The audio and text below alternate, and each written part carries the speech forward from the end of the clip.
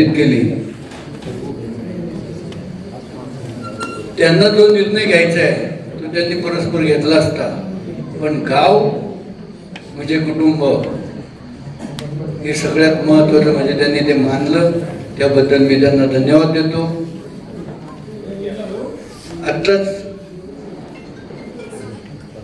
बऱ्याच वक्त्यांनी भाषणं केली, खरंय अडचणी वाढणार कार्यकर्त्यांच्या, मेन कार्यकर्त्यांच्या, पण गावचा उमेदवार आहे, कुठलंही बंधन किंवा दडपण घ्यायचं नाही, एकमुखाने संजय शेठ वराडीला पाठिंबा द्यायचा.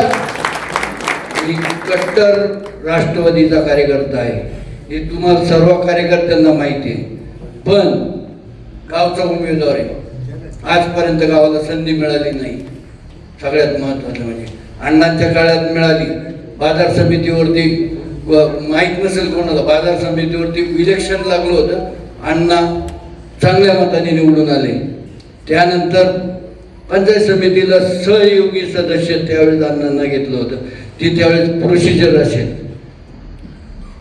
खरेदी विक्री संघावरती होते, पण अधिकृत जे म्हणतो आपण ते फक्त आता संजय शेठच्या रूपाने आपल्याला मिळतंय.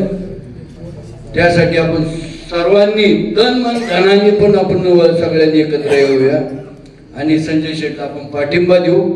आणि तुम्ही जो निर्णय घेशाल, मग तो कोणत्याही पक्षाचा असो, म्हणजे माझ्या पक्षाचा असो, नाही तर निलेश भाऊच्या पक्षाचा असू द्या, किंवा बाळासाहेब वाणीच्या पक्षाचा असू द्या, किंवा कोणत्या असू द्या, किंवा राहुल शेठ किंवा राखी चव्हाणच्या पक्षाचा असू द्या, पण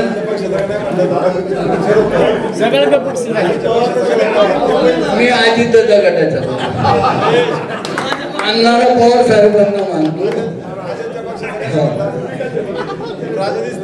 आणि आमचे ज्येष्ठ बंधू दत्ताशेठ खांडगे यांना इतका आनंद झाला की त्यांनी परवाच व्हॉट्सअपला टाकलं, काय म्हटलं आता काय आपल्याला अडचण आहे, राजशेठ आहे, दत्ताशेठ आहे, म्हणत आहे आता काही पुण्यालाच मिटिंगला गेलो होता. म्हणजे यांच्या आड आपल्याला रमत आहे काय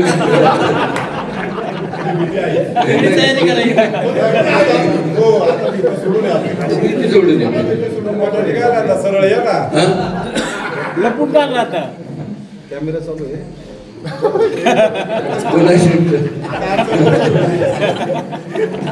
तर आपण सर्वांनी एकमेकांनी पाठिंबा देऊ. आणि ज्या दिवशी इलेक्शन लागेल संपूर्ण गाव, महिला, म्हणजे ज्यांचे ज्यांचे नाते संबंध आहेत त्या त्या गावात सगळ्यांनी घुसायचं, प्रचाराला एक एक गाव घ्यायचं. तरुण मित्रांना मी सांगतो तर आपणच ती इलेक्शन हातात घ्यायची आणि बाहेर पडायचं. काय आपण स्वतःचे डबे बरोबर घेऊन प्रचाराला जायचं. ते खास फक्त आपल्या गावचं नाव होतंय.